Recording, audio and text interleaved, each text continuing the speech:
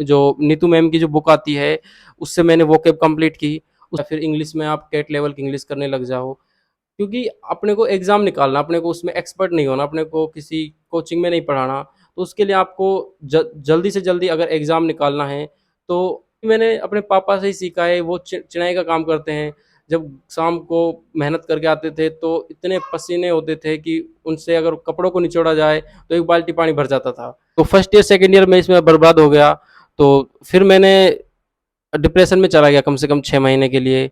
सलाम नमस्कार साथियों, स्वागत है आपका आपके अपने चैनल राह सक्सेस में। सर पहले तो मैं आपको बहुत ज़्यादा मुबारकबाद देना चाहूँगा कि आपने ये मुकाम हासिल किया और आप अपने बारे में बताइए प्लीज़ आपका नाम, आपकी रैंक, आपके बैच वगैरह? तो सबसे पहले मैं बताना चाहूँगा कि मैं एक अलवर का एक छोटा-सा गाँव कारोली, उससे बिलॉन्ग करता हूँ और मैंने अपनी स्कूलिंग यहीं से की है। मैं हिंदी मीडियम से पढ़ा हुआ हूँ। तो 2017 में मैंने 12th पास की थी, तो 2017 से 2020 मैंने ग्रेजुएशन किया। तो ग्रेजुएशन में जैसे ही मैंने एंट्री ली, तो मैं नेटवर्क मार्केटिंग एक होती है, उसमें चला गया था। फर्स्ट ईयर में मैं ईबीज़ में काम किया, सेकंड ईयर में वेस्टीज़ में कुछ टाइम किया। तो फर्स्ट ईयर, सेकंड ईयर में इसमें बर्बाद हो गया। तो फिर मैंने डिप्रेशन में चला गया कम से कम 6 महीने के लिए। फिर उसके बाद मैंने सोचा कि पेरेंट्स में ध्यान दिया कि क्या करना है, क्या नहीं करना। तो फिर इस यूट्यूब वगैरह से कुछ देखा, वहाँ पर कॉलेज में जो साथी थे उनसे कुछ सुना। तो फिर मैंने अपनी एसएससी की तैयारी के लिए सोचा कि अब मेरे को एसएससी की तैयारी करनी चाहिए। तो लास्ट सेमेस्टर था मेरा 2020 में, जनवरी फरवरी में हुआ था 5वां सेमेस्टर। तो छठे सेमेस्टर जब लास्ट सेमेस्टर स्टार्ट हुआ, तो मैंने अपनी प्रिपरेशन स्टार्ट की। उसी टाइम कोरोना आ गया था। तो कोरोना में मैंने ऑफलाइन ऑनलाइन कोचिंग स्टार्ट की उसी टाइम से। तो ऑनलाइन कोचिंग मैंने जो अपनी दिल्ली की एक कोचिंग है करिलविल, वहाँ से कोचिंग स्टार्ट की। तो उसके लिए मैंने मैथ्स के लिए गगन सर को प्रेफर किया और इंग्लिश के लिए गोपाल वर्मा सर को। Thank you. तो सर हम पूछना चाहेंगे कि आपको कब एसएससी के बारे में पता चला कि ये कोई चीज़ होती है और इसके बारे में इसके लिए हमें क्या-क्या पढ़ना पड़ता है?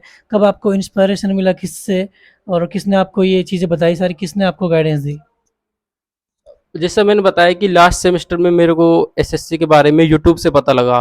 मेरा कोई चिर परिचित नहीं था जो एसएससी के बारे में तैयारी कर रहा हो या जिसका सिलेक्शन हुआ हो। उसके बाद फिर मैंने यूट्यूब से ही सर्च किया कि इसका सिलेबस क्या है। तो सिलेबस देखा तो पता लगा कि इसमें मैथ, रीजनिंग, इंग्लिश और जीके 4 सब्जेक्ट आती हैं। फिर उसके बारे में मैंने ज़्यादा डेप्थ में नॉलेज ली कि एग्ज़ाम पैटर्न क्या है, कितने क्वेश्चन आते हैं, कितने घंटे का पेपर होता है। तो वो सारी चीज़ें मैंने यूट्यूब से ही प्राप्त की। उसके बाद फिर मेरे को लगा कि पढ़ाई कैसे की जाए, तो कुछ टाइम के लिए मैंने सेल्फ स्टडी की। उसके बाद फिर मैंने ऑनलाइन कोचिंग स्टार्ट की। तो सर आपने कितने घंटे इसके लिए पढ़ाई की? क्या स्ट्रैटेजी अपनाई आपने? लाइब्रेरी जॉइन की या फिर आपने टैब से किससे पढ़ाई की एक्चुअल में? सर एक्चुअली हमारे घर से लाइब्रेरी दूर थी। लाइब्रेरी काफ़ी दूर थी, 8 से 10 किलोमीटर पड़ता था। तो मैंने अपने घर से ही ऑनलाइन पढ़ाई स्टार्ट की और इसके लिए मैंने सेल्फ स्टडी प्लस ऑनलाइन, ये दोनों को अपना मीडियम बनाया पढ़ने का। और पढ़ाई की जाए तो मैं सुबह 7-8 घंटे, सुबह 7-8 बजे से पढ़ना स्टार्ट करता था और शाम को 5-6 बजे तक पढ़ता था। बीच-बीच में अपना डेली जो रूटीन वर्क होता है उसको करते थे। तो इसमें देखा जाए तो मेरे डेली के 6 से 7 घंटे पढ़ाई के लिए निकलते थे। लेकिन इसमें जो सबसे इम्पोर्टेंट चीज़ रहा मेरा, मैंने कंटिन्यूअसली 6 से 8 महीने के लिए प्रिपरेशन किया।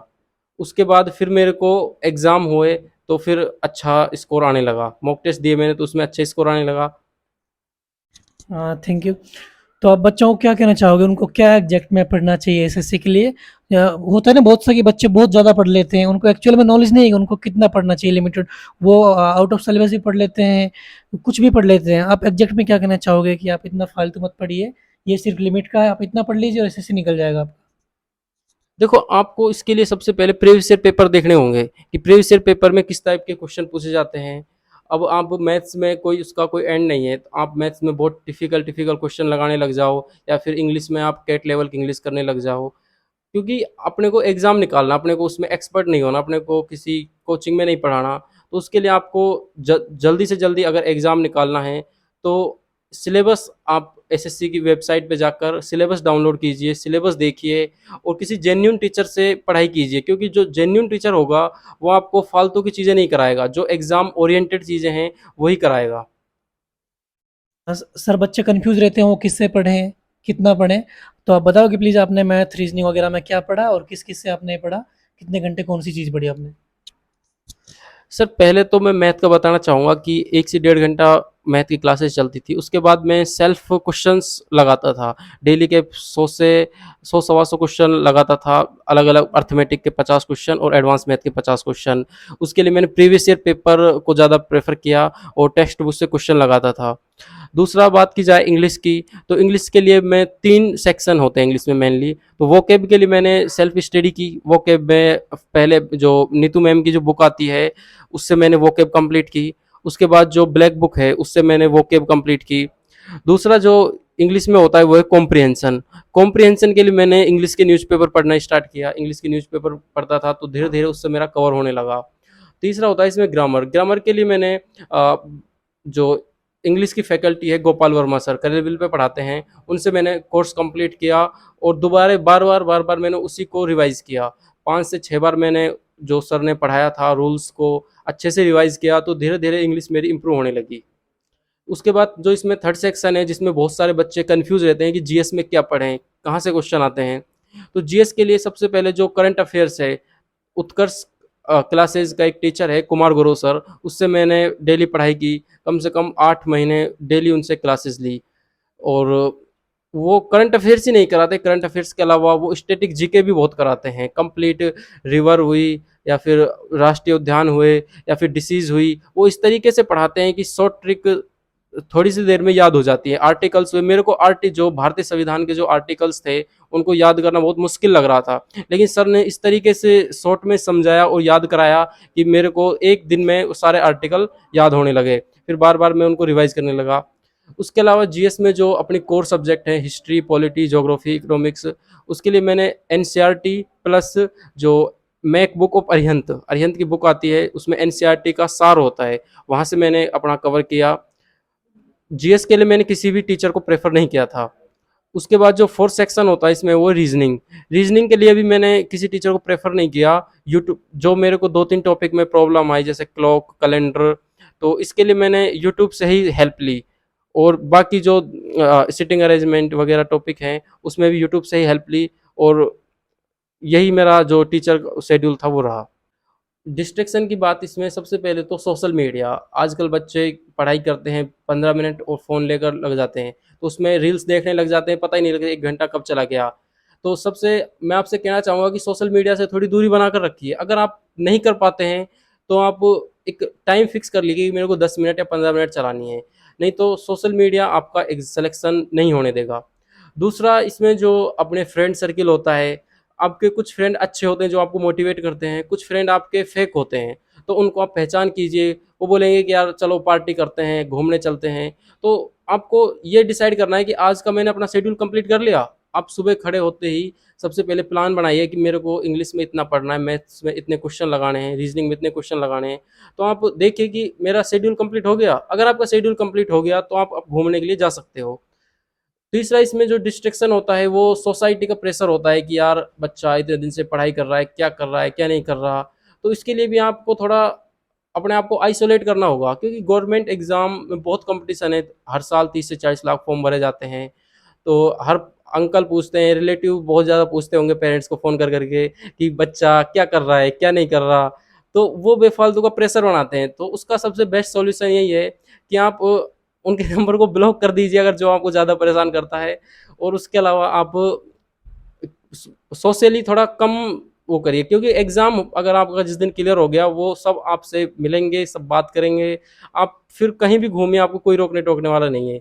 एग्ज़ाम का 6 से 8 महीने आप थोड़ा अपने आप को खींच कर रखिए, उसके बाद कोई दिक्कत नहीं आने वाली। Thank you sir. तो आपकी फैमिली का कैसा सपोर्ट था आपके लिए? उन्होंने मेंटली किस तरह से क्या-क्या सपोर्ट किया आपको? और अभी उनका एक्सप्रेशन क्या है आपके 3 स्टार्स देख के? सर जब कंधे पे 3 स्टार होते हैं तो फैमिली तो बहुत खुश है, मम्मी-पापा सब खुश हैं। सबसे पहले मैं बताना चाहूँगा कि मेरी फैमिली से मैं फर्स्ट ग्रेजुएट हूँ, जिसने ग्रेजुएट कंप्लीट किया है।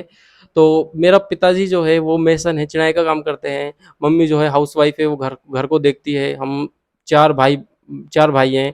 तो पेरेंट्स की तरफ से जो एजुकेशनली जो सपोर्ट होता है, एजुकेशन को जो वो समझते नहीं है बिल्कुल कि बच्चे को क्या करना चाहिए आगे, क्या नहीं करना चाहिए, तो वो हम पे डिपेंड था कि हमको क्या करना है। तो उन्होंने तो बस अपना मेंटली हमको सपोर्ट किया। उन्होंने बोला कि आप पढ़ाई कीजिए, एक दिन आपका मुकाम ज़रूर हासिल होगा। अगर बीच-बीच में जैसे डिस्टर्ब हो जाता था या फिर मेरे को लगता था कि मेरा सिलेक्शन नहीं होगा, तो पापा बोलते थे कि आप मेहनत कीजिए। क्योंकि मैंने अपने पापा से ही सीखा है, वो चिनाई का काम करते हैं। जब शाम को मेहनत करके आते थे तो इतने पसीने होते थे कि उनसे अगर कपड़ों को निचोड़ा जाए तो 1 बाल्टी पानी भर जाता था। तो पापा से मैंने सबसे बड़ा मेहनत सबक लिया। मम्मी जो है खेतों में काम करती है, तो उनसे जब वो शाम को आती है तो उनकी हालत देखा तो उनसे सबसे बड़ा मोटिवेशन मेरे मम्मी-पापा रहे हैं। तो साथियों आपने देखा सर की जर्नी आपने सुनी। अगर आपको अपना मकाम हासिल करना है और आपको जज़्बा है तो आपको कोई नहीं रोक सकता आपका मुकाम हासिल करने से। तो हम आशा करते हैं कि आपको बहुत कुछ हमारी वीडियो से सीखने को मिला होगा। आप सर से काफ़ी इंस्पायर हुए होंगे। तो साथियों ऐसी तमाम यूपीएससी, एसएससी की वीडियोज़ के बारे में जानने के लिए और उनसे इंस्पायर होने के लिए, मोटिवेशन लेने के लिए हमारे चैनल को सब्सक्राइब करें। वीडियो पसंद आए तो वीडियो को लाइक करें। धन्यवाद।